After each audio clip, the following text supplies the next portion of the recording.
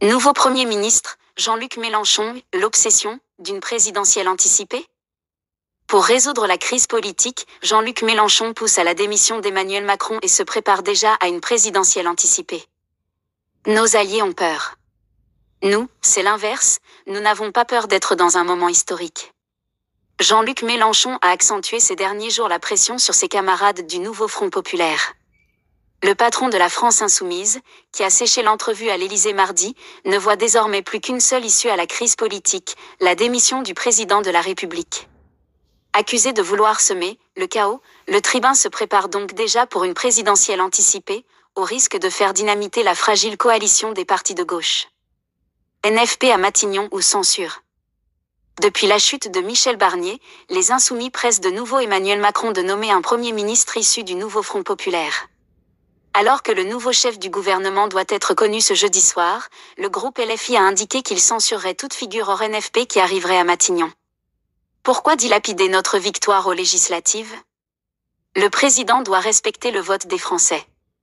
Ceux qui tentent de maintenir le macronisme sous respirateur artificiel d'une manière ou d'une autre trahissent le contrat initial du NFP, tranche l'élu LFI des Hauts-de-Seine Aurélien Saint-Toul. Dans le viseur insoumis, les partenaires de gauche qui ont accepté de rencontrer mardi le chef de l'État. Et surtout les socialistes. Ces derniers ont proposé un contrat de non-censure au bloc central si, dans le même temps, le futur Premier ministre s'engageait à ne pas utiliser de 49.3. Cela obligerait le Parlement à trouver des compromis, texte par texte, souligne le député socialiste Laurent Baumel.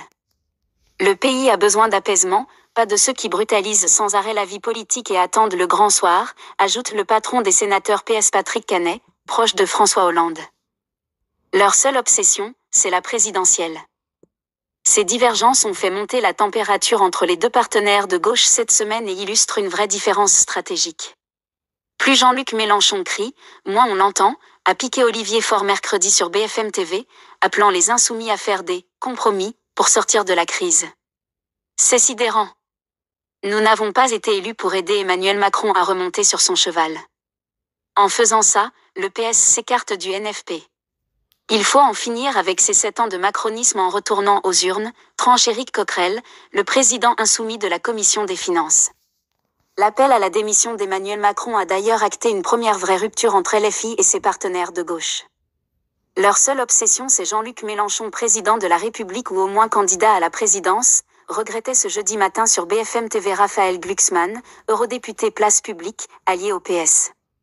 Les insoumis ont toujours la même logique, la logique du chaos, la logique de la 6e République, dénonce également Carl Olive, député macroniste, qui appelle les formations de gauche à s'émanciper du « gourou Mélenchon ». Les insoumis se préparent déjà. Les insoumis, eux, sont persuadés qu'Emmanuel Macron ne pourra pas tenir ainsi jusqu'en 2027. Le macronisme est un zombie, il est temps de s'en débarrasser, tranche Aurélien Saint-Toul. Quand on évoquait cet été la destitution du président, tout le monde rigolait. Aujourd'hui, les faits nous donnent raison. Et des personnes de droite comme Jean-François Copé ou David Lisnard parlent désormais aussi de démission, ajoute-t-il, alors que la procédure de destitution du président portée par LFI avait échoué cet automne au Parlement.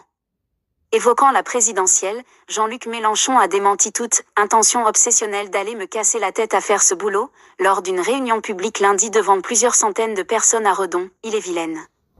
Mais ce meeting avait bien des allures de campagne, que le parti ne se cache pas de préparer déjà activement, en allant à la pêche aux 500 signatures.